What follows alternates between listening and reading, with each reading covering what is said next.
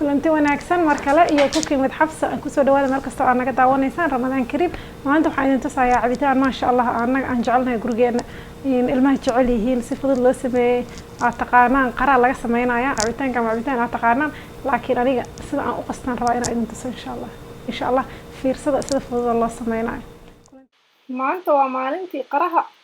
samar waaye qaraha logti waa ogtiin waa jecelnahay samarkana meel kasta uu yaalaayo asoo raqiis ay meel kasta soo dhigaan qaraha marka faa'iidooyin badan uu leeyahay caafimaadkaaga horumarinaya vitamins badan ku jira oo kamid yahay vitamin C, vitamin A, potassium, magnesium, vitamin B6 meeshaas ku wada qoran tahay fiiriya insha Allah qaraha aad ugu fiican kaliya uu fiican yahay sanjabiil aan ku darayaa oo qof kasta qara sida loo shiido waa yaqaana laakiin wax dhif oo ma aragtay isbedelka sameynaayo waa sanjabiishaas iyo mintigaas riixaan ma aha hadaba Soomaaliyeed riixaan ma aha marka insha Allah intaas aad ku shiidid ma sha Allah aan ku leeyahay alaab heer sare meeshaas ka soo baxaysa sanjabiisha waa ogtiin wareega dhiigga u fiican tahay mar badsada meeshii aad ku dari kartaan ku dara biyo badan gadaal uga dari doonaa waxyaabaha marka artificialka ah oo dukaamada xalaalada iyo meelaha yaalo oo gawaabada iyo cambaha iyo lagu soo sawiray ka fogaada insha Allah ilmaha dhaqan fiican waxa waaye ilmahaaga sidii ma aragtay caafimaadkooda aad u bari lahayd sidii caafimaadkooda u horumarin lahaayeen marka insha Allah waxa caafimaadkooda horumarinaya ilmaha bar waxyaabahan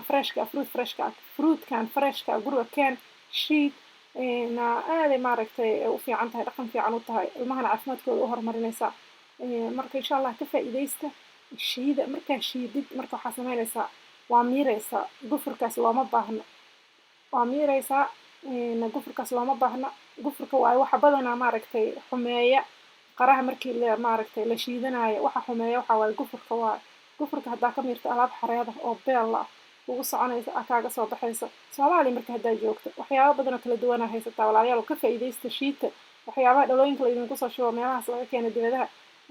kawaantooba insha Allah marar badan idin sheegay kawaantooba walaalihiin support gareeya wadanka lacagta ku haaya Soomaali dadka joogo arrintaas aan kula talinayo insha Allah wakaasa qurux Soomaali kalafkiisa xataa barafa ku dareysa waxa ku dareysa laba xabo camal liin ah liinta caloosha u fiican tahay waa la sooman yahay dhadhankana aad u fiicnaanaysa marka waxaan sameynayaa hilib aan banaanka ku cunayna insha Allah hilibkaas marka hadii barbecue wadankan loo yaqaana barbecue-gaas waxyaabo la mid ah maadaama hawada kula soo samar ay tahay meeshaan marka aad sameysanayso cabitaanadan aad ku anfacayaan wax culus ma ahan kan iyo midkii hore aan soo geliyo parsleyga iyo cambaha parsleyga iyo tufaaxa ahaa aad ugu fiican yahay hilibkan oo kale markii aad sameysanayso banaanka ilmahana waa jecel yihiin marka ka faa'iideysta hilibkaas hadaa rabto marka fiidiyogiisa meeshaan soo geliyay wuu ku jiraa ama waa soo gelinayaa maanta cashada waxa ku qoran xaajiga ku qoran cashada noo karinayo waa ujeedaan afurka hilibkaas ka soo tuuraa maanta marka wakaasa hilibkaas hadaa rabtaan fiidiyogiisa raadiya fiiriya aad isugu fiican yihiin biyahaas iyo hilibkaas odayga oo casuumanaa caawa ujeedaan sheefkii waa daalay waa kaasa marka فيديو قاس رادي إن شاء الله. السلام عليكم ورحمة الله وبركاته.